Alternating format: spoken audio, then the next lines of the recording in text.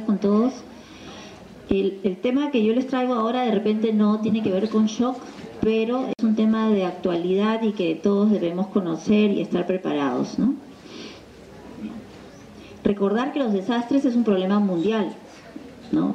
De salud pública y mundial. Y es cíclico y permanente. Y recuerden que los desastres han aumentado en los últimos 50 años. La destrucción y el incremento de personas afectadas es de más de 5 billones de personas. Eso se ha calculado en estos últimos 50 años.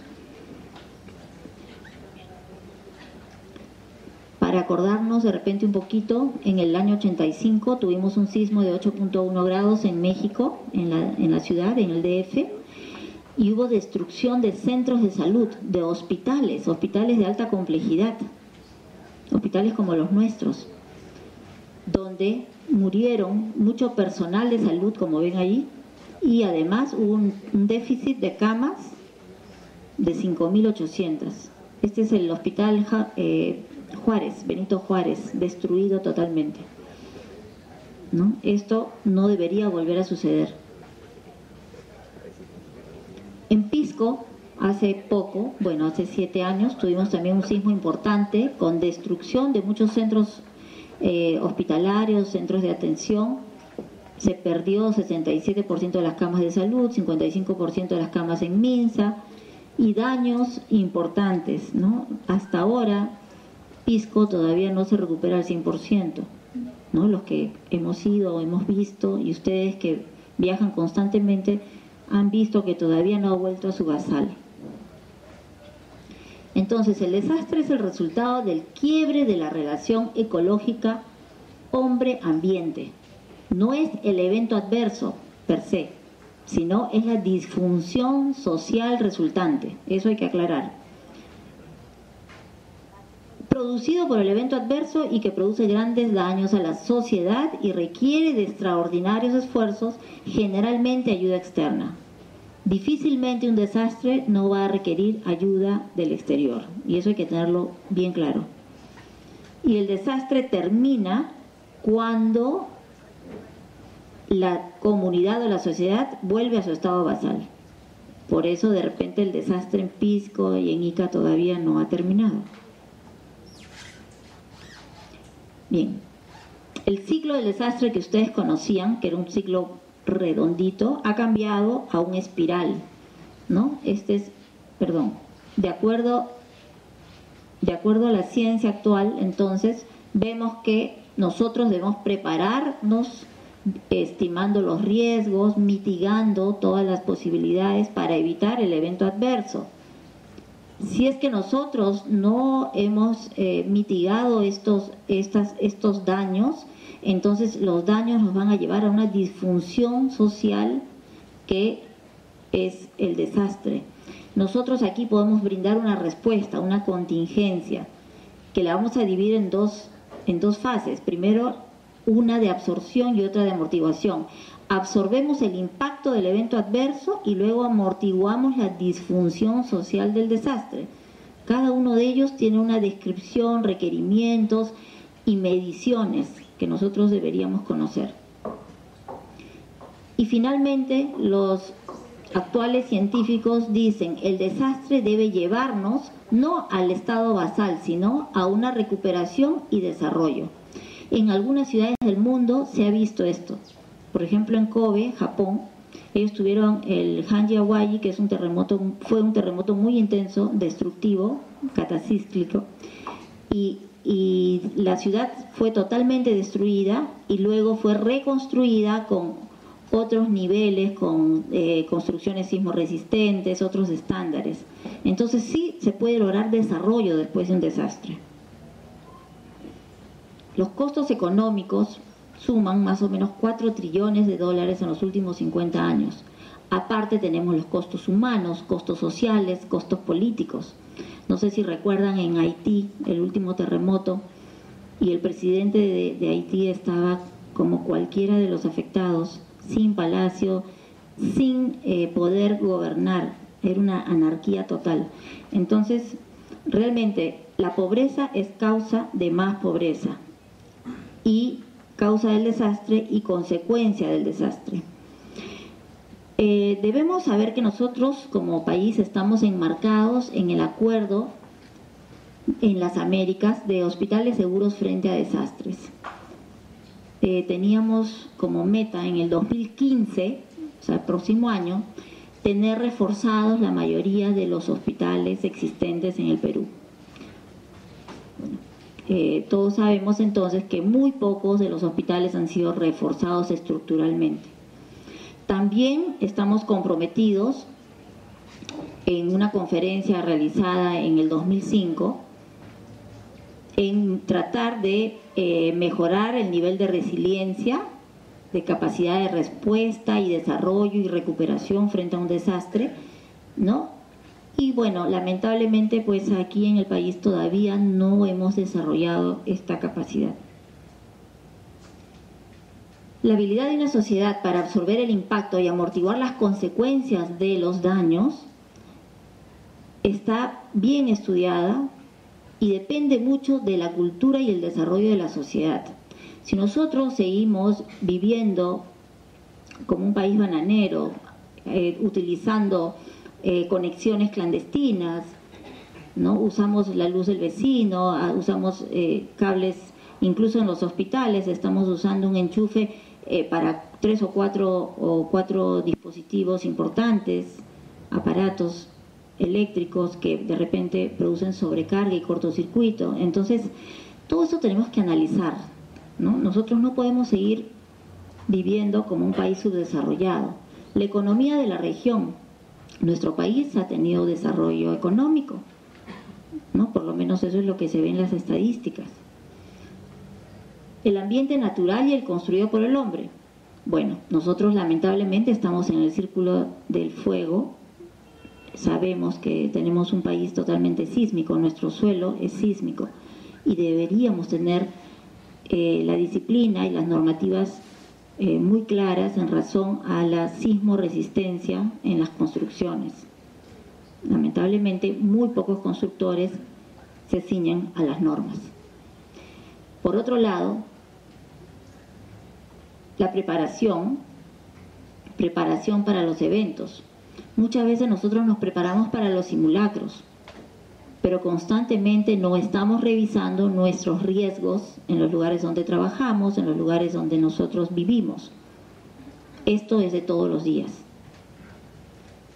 Y definitivamente la habilidad de quienes dirigen los procesos, ¿no? Entonces, bueno, las autoridades, los gobernantes tienen que revisar sus procedimientos, sus protocolos y tratar de darle un poquito más de interés a este tema que puede ser catastrófico y de hecho también los va a afectar a ellos. Bien, y nuestros hospitales no son ajenos, ¿no? No son ajenos a la disfunción. Y lamentablemente hay que decirlo, las emergencias y las áreas críticas están sobredemandadas. Vivimos en un constante estrés por la sobredemanda. Estas son fotos muy cercanas a nosotros. Vivimos así, estamos atendiendo así. Sobre todo los hospitales centrales, los hospitales grandes. ¿Qué dice la normativa y la ciencia? Que una institución de salud debería estar preparada para responder ante cualquier evento adverso, ¿no? Sea este interno o externo. Si tenemos un incendio, si tenemos de repente una inundación dentro del hospital, una explosión o contaminación por de repente microorganismos o materiales biológicos o radiactivos, como existen en algunos hospitales, deberíamos estar totalmente preparados. Y también para la demanda masiva. El entrenamiento es parte de la preparación, ¿no? Entonces, actualmente en muchas universidades y centros se enseña, ¿no?, cómo poder nosotros estar preparados para el manejo de víctimas múltiples y demanda masiva. Este entrenamiento que ustedes ven acá es el DMAT. Esto se hace en Japón, en Estados Unidos, en varios países de primer mundo. En otros países, para que ustedes vean que sí se puede, tienen unidades móviles, que son unidades quirúrgicas, unidades de shock trauma. Esta es una unidad de shock trauma. Esta es una unidad de shock trauma, con su ecógrafo, con todos sus implementos para funcionar. Esta es una sala quirúrgica portátil, ¿no? Este es un camión, acá está, es una sala quirúrgica portátil. Aquí en el Perú todavía no tenemos. Los hospitales y todos los centros esenciales, que no deben fallar cuando hay un terremoto, un sismo, deben tener pues una construcción probada, debe haber resistencia en materiales y evaluación de daños como hay en otros países. Nosotros tenemos las universidades preparadas, los ingenieros, pero lamentablemente no hay la rigidez y la directiva de que se cumpla esto cuando se construyen los hospitales y otros centros esenciales, ¿no? Los ingenieros hospitalarios deberían reconocer esto. Por ejemplo, las bases, los cimientos de estas construcciones que presentan amortiguadores para evitar entonces el daño, y las líneas vitales, como ven ustedes, que van separadas de la construcción también para evitar la pérdida de estas líneas. En Latinoamérica, para que vean que sí se puede entonces cumplir con los compromisos, por ejemplo, Colombia ya tiene el 70% de sus hospitales reforzados. Esto es Colombia. Esos son 2 hospitales de Colombia, pequeños, pero totalmente reforzados.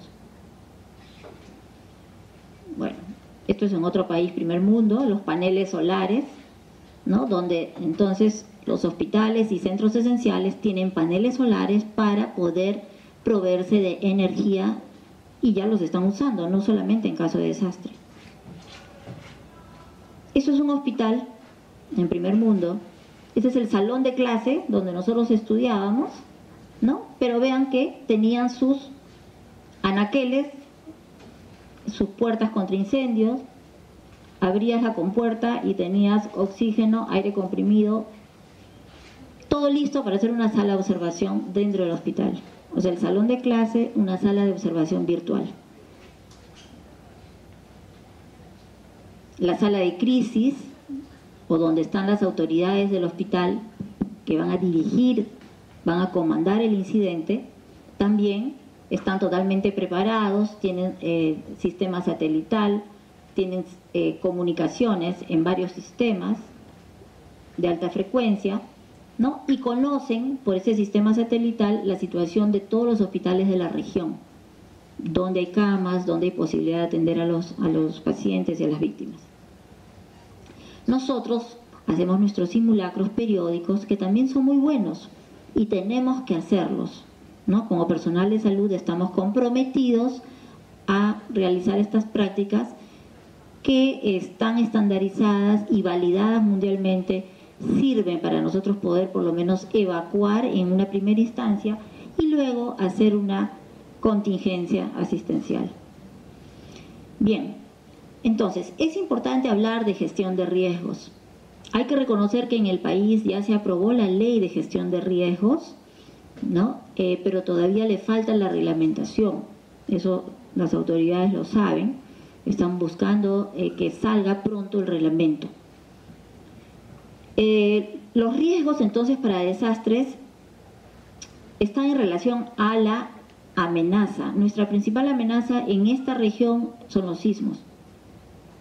Entonces nosotros debemos hacer un seguimiento de estas amenazas, cómo se comportan, hacer investigación, analizar los datos, recopilar información y luego integrar y difundir el conocimiento.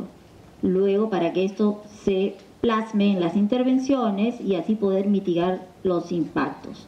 Esta es la verdadera gestión de riesgos, ¿no? Entonces ya la ciencia también está trabajándose en desastres. En otros países lo tienen muy claro. El riesgo entonces de que suceda un sismo o un evento adverso está dado por la amenaza, que lamentablemente nosotros no la podemos evitar, existe y siempre va a estar, y la vulnerabilidad en la cual sí nosotros deberíamos trabajar.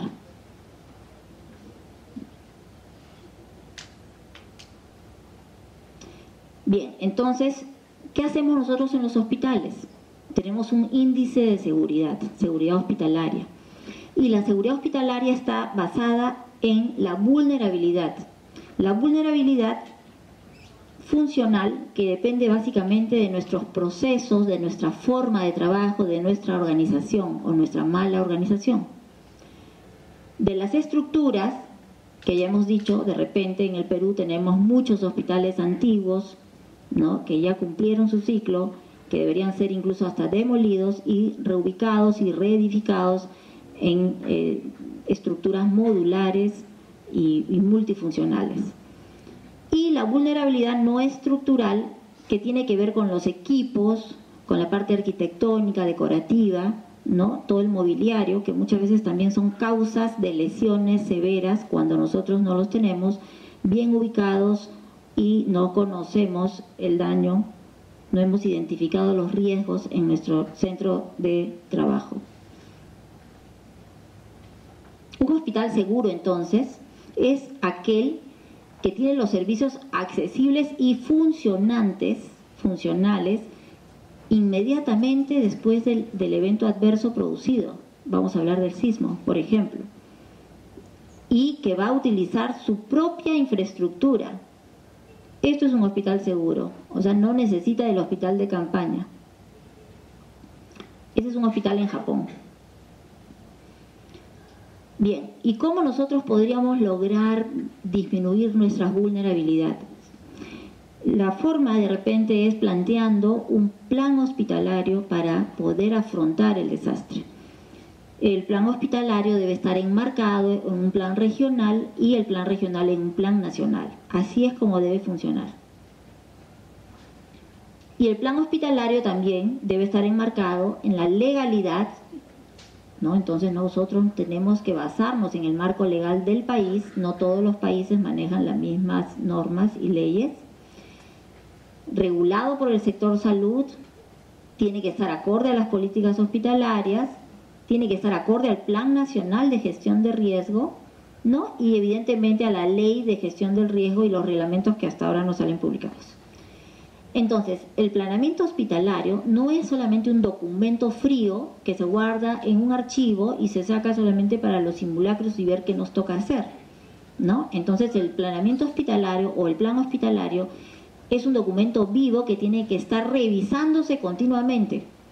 Y tiene que haber personas que estén trabajando esto continuamente. ¿Por qué? Porque nuestros hospitales son dinámicos, porque nuestra funcionalidad va variando de día a día y porque tenemos actualmente sobredemanda en todos los establecimientos de salud. Entonces, recordar que el hospital no está aislado. Yo no puedo decir cierro mis puertas y yo me protejo y los demás me importan. Entonces, trabajamos en redes.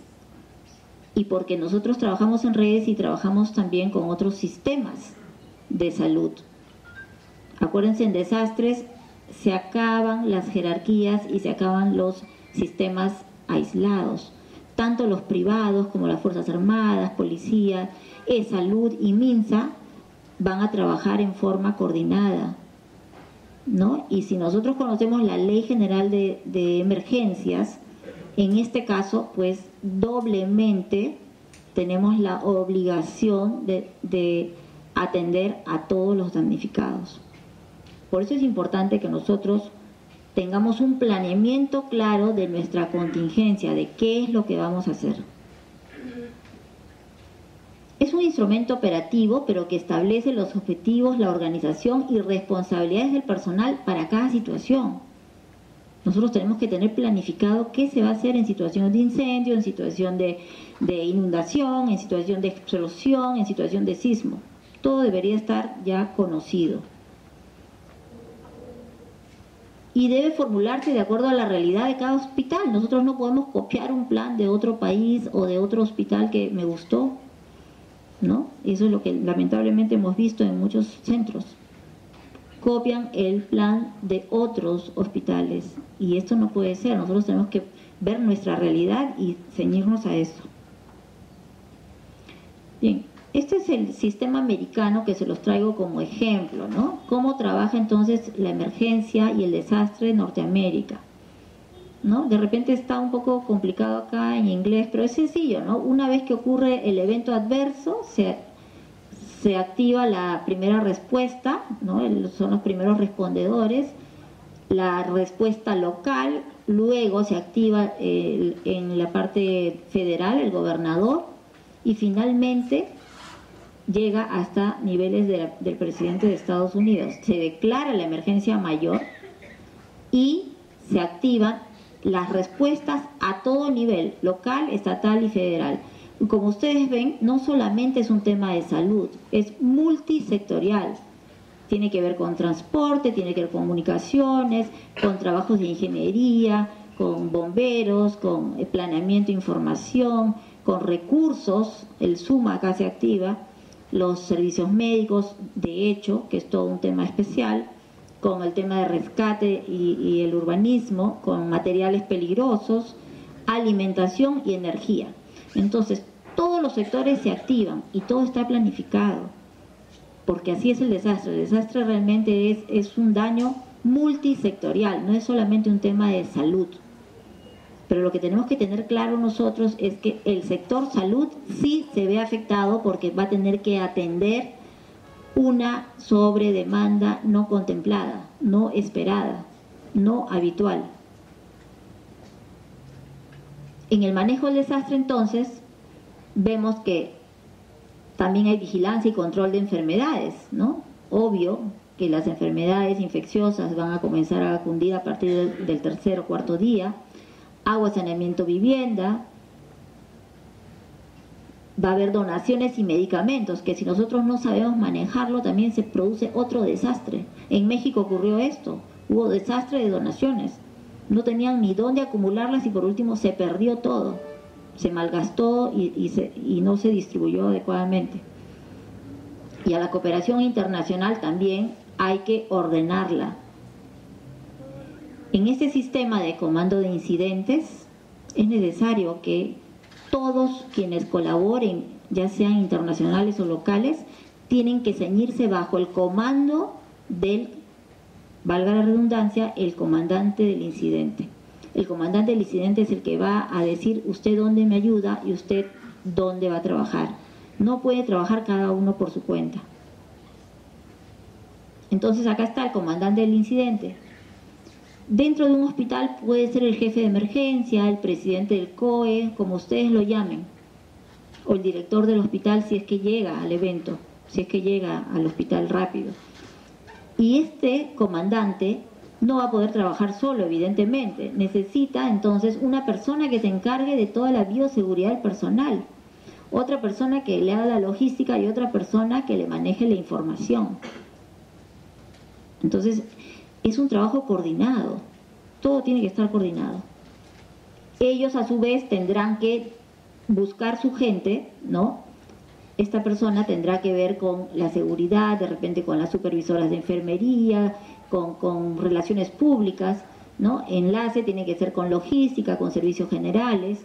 Información tiene que recabar también la información de los lesionados y del personal.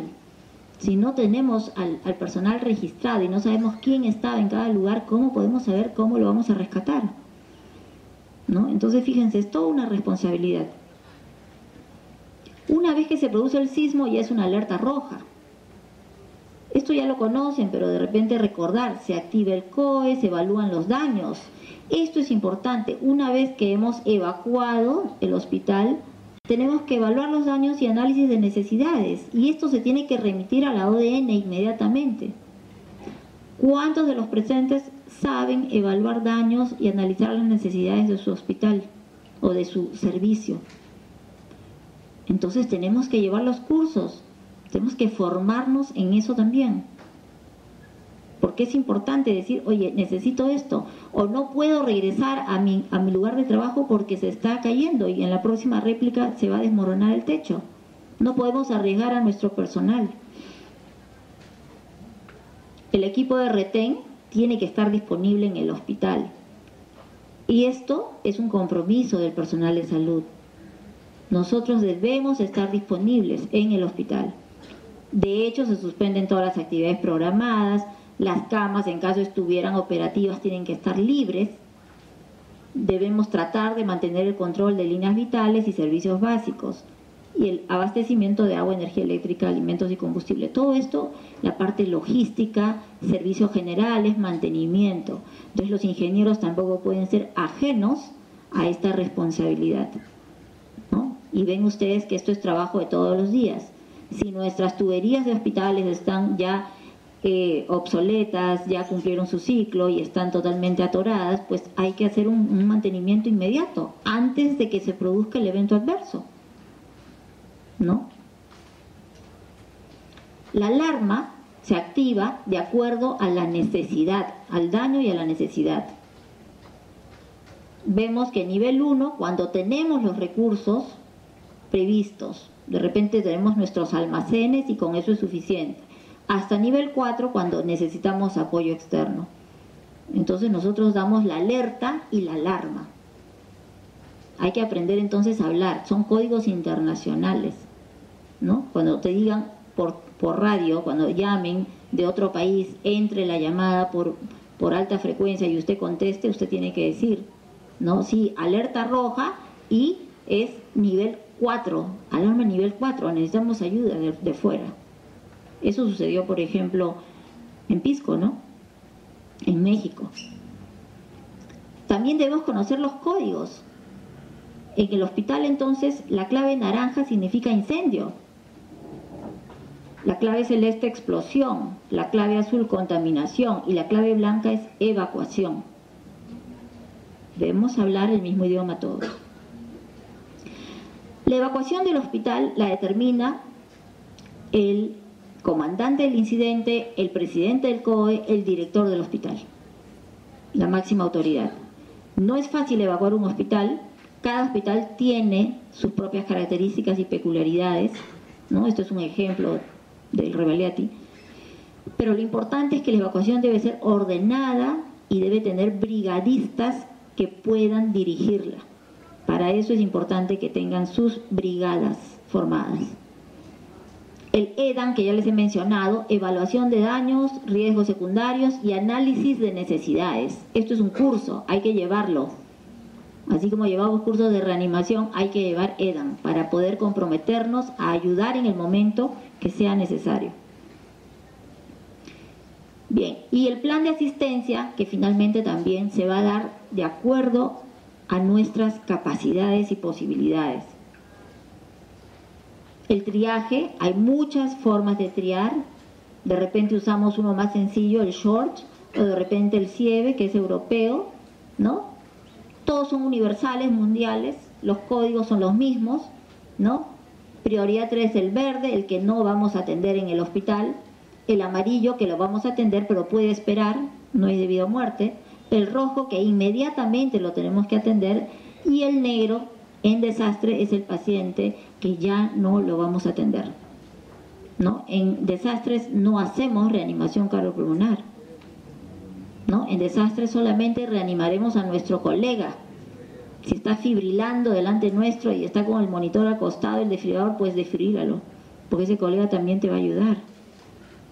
Pero al lesionado politraumatizado que viene en paro por choque hemorrágico, lamentablemente ya ese paciente está perdido, es negro.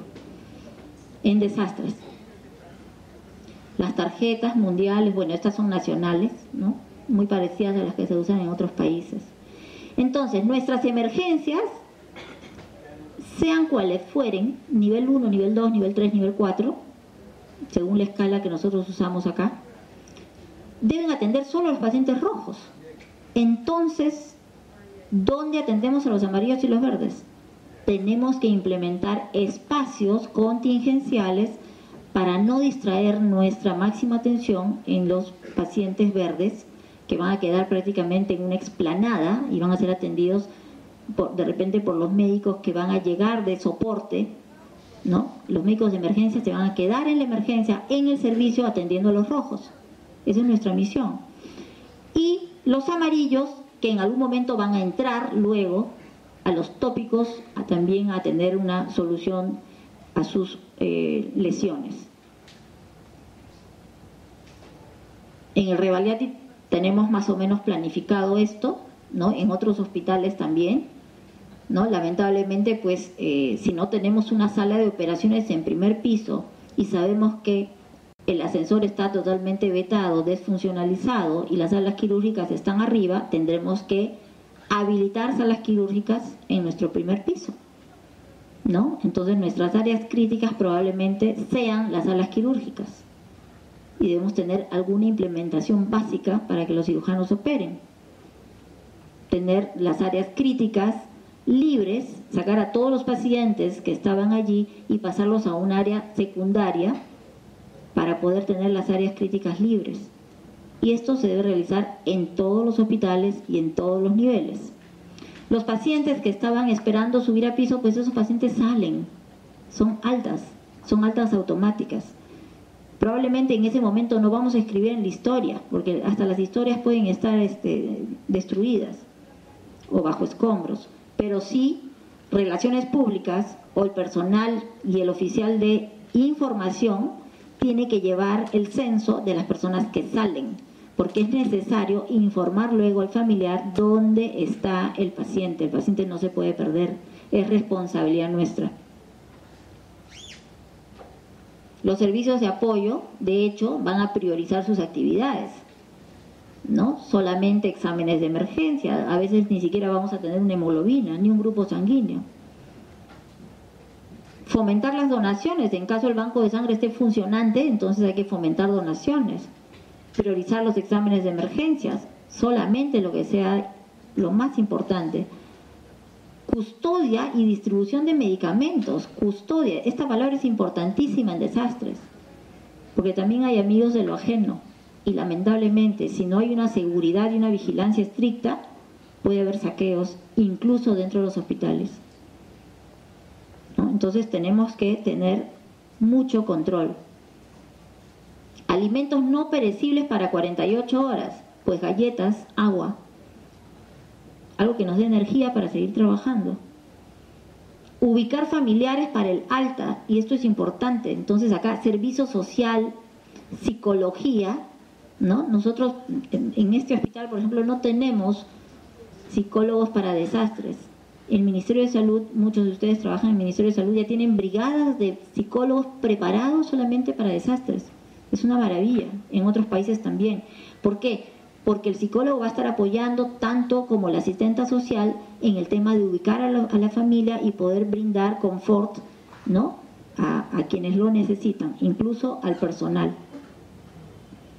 Registro, admisión. Claro, no vamos a tener computadoras. ¿Qué sistema va a funcionar si todo está caído? Pero para eso entonces debemos tener un sistema alterno. Los planillones. Los planillones tienen que funcionar en este caso, como era antes, hace 50 años. Líneas vitales, agua, luz, comunicación. Pues esto es nuestro gran problema en la mayoría de hospitales. ¿Cómo estarán nuestros sistemas hidráulicos? Lo sabemos que están todos obsoletos, están listos para cambiar, listos para fallar, si es que no fallaron ya. Comunicaciones, no podemos depender de teléfonos fijos, de anexos. RPM sí, pero ese sistema también en algún momento se va a saturar. Deberíamos tener entonces comunicación satelital o radiofrecuencia, alta frecuencia. Y eso sí es posible y no es tan caro. Y la seguridad, ¿no?, que nos va a brindar los anillos de contención. Sin seguridad nosotros no podemos trabajar, eso es clarísimo. Bueno, algunas funciones que no vamos a decir ahora, cada uno sabe. Seguridad, acá está muy importante, control del flujo de curiosos, familiares, ¿no? Vigilar y controlar los bienes, coordinar con la Policía Nacional. Es decir, son muchas funciones que habitualmente de repente no las hacían, pero que están escritas y deben ser cumplidas. Y tener un plan B, para terminar, el plan B. El plan B significa, bueno, mi hospital se está cayendo, está colapsando estructuralmente. Tenemos que hacer una contingencia externa. Entonces, ¿qué necesitamos para esta contingencia externa? Tenemos que tener la operación comandada siempre por el principal, y con sus jefes de operaciones en cada lugar donde vayan a poner un hospital, una campaña. Estas son muestras, ¿no? En una playa de estacionamiento, en uno de los jardines, ¿no? Tener puestos de atención, apoyo psicológico, registro. Bueno, esto está de cabeza. Esto es pediatría, salud mental, Roger Miller. Tener un almacén externo con todo lo necesario para poder manejar sobre todo el trauma. El almacén externo, o sea, tiene que estar al alcance de ese hospital de campaña, no puede estar en el sótano del hospital, tiene que ser un almacén externo. Y maletines de emergencia que también van a ayudar, ¿no? Básicamente para trabajar el trauma. Con esto yo solamente les he traído un alcance. Se quedó. No sé si hay alguna pregunta al respecto.